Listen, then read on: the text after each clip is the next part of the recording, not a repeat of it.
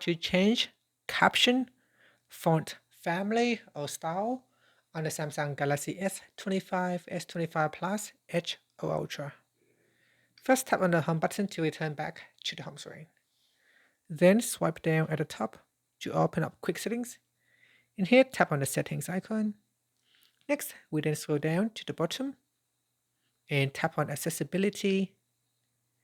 Then tap on hearing enhancements. After that, tap on caption preference. Now tap on caption size and style. Here we go down to the custom options. So make sure you choose custom. If you don't choose custom, there will no additional items for you to customize. So select custom from here in caption style, and then from here we choose font family. From the list, select a font style that you would like to use.